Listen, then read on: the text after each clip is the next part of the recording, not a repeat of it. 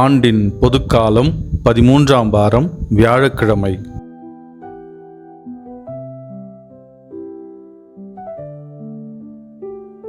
புனித மத்தேயு எழுதிய நற்செய்தி அதிகாரம் 9, 1 முதல் 8 வரை உள்ள இறைவசனங்கள்.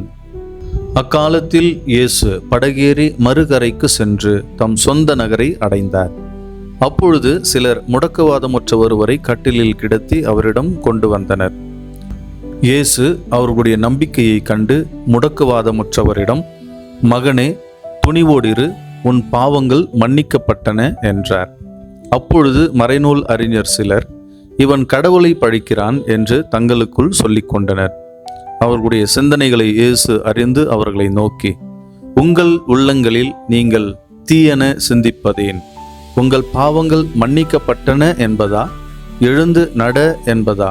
எது எளிது? மண்ணுலகில் பாவங்களை மன்னிக்க மானிட மகனுக்கு அதிகாரம் உண்டு என்பதை நீங்கள் அறிந்து கொள்ள வேண்டும் என்றார். எனவே அவர் முடக்குவாதமுற்றவரை நோக்கி, நீ எழுந்து உன்னுடைய கட்டிலை தூக்கி கொண்டு வீட்டிற்கு போ என்றார். அவரும் எழுந்து தமது வீட்டிற்கு போனார். இதை கண்ட மக்கள் கூட்டத்தினர் அச்சமுற்றனர். இத்தகைய அதிகாரத்தை மனிதருக்கு அளித்த கடவுளை போற்றி புகழ்ந்தனர். ஆண்டவரின் அருள்வாக்கு. கிறிஸ்துவே உமக்கு புகழ்.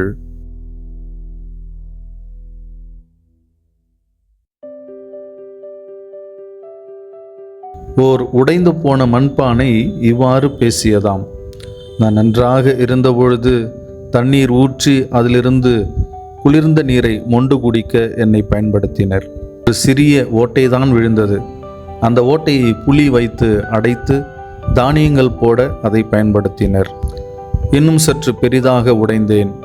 என் கழுத்து வரை என்னை சிதைத்து பிற பானைகள் வைக்க என்னை பயன்படுத்தினர். இன்னும் அதிகமாக உடைந்து போனேன்.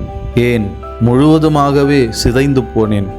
சிறு சிறு துண்டுகளாக இருந்த என்னை எடுத்து சிறு குழந்தைகள் எல்லாம் விளையாடினர். எப்படியோ வாழ்வின் இறுதி வரை நான் பிறருக்கு பயன்பட்டு கொண்டே இருந்தேன். மனிதா, நான் சொல்வது புரிகிறதா? வாழ்வில் நாம் பிறருக்கு பயன்பட்டு கொண்டே இருக்க வேண்டும். நமது வாழ்வின் நோக்கமே அதுதான். பிறருக்கு நம்மால் இயன்ற உதவிகளை செய்து அர்த்தமுள்ள விதத்தில் நம்முடைய வாழ்க்கையை வாழ்வது. இன்றைய நற்செய்தியில் படுத்த படுக்கையாக இருந்த முடக்குவாதமுற்ற ஒரு மனிதனை தூக்கி கொண்டு இயேசுவிடம் கொண்டு வந்தனர். இயேசு அந்த முடக்குவாத மனிதனின் பாவங்களை மன்னித்து அவனுக்கு நலமளிக்கின்றார். கண்டிப்பாக அந்த மனிதர்களுடைய உதவி இல்லாமல் அந்த முடக்குவாதமுற்ற மனிதன் இயேசுவிடமிருந்து நலம் பெற்றிருக்க முடியாது. நன்மை செய்யும் மனித கூட்டம் ஒருபுறம் இருக்க, மறுபுறமோ இயேசு செய்த இந்த நன்மையை குறை சொல்ல, அதை தட்டி கேட்க பரிசேயர்கள் இருந்து கொண்டுதான் இருந்தார்கள். நாம் யாரைப் போல இருக்கின்றோம்? ஒரு நன்மை நடக்கின்ற பொழுது அந்த நன்மைக்கு உதவி செய்த அந்த 4 போலவா, அல்லது குற்றம் கண்டுபிடிக்கின்ற அந்த பரிசேயரை போலவா? மகிழ்ச்சியின் வேர்கள் சேவையின் மண்ணில்தான் படர்ந்து வளர்கின்றன. மனிதர்களுக்கு சேவை செய்வோம், மகிழ்ச்சியை அவருடைய உள்ளங்களில் விதைப்போம்.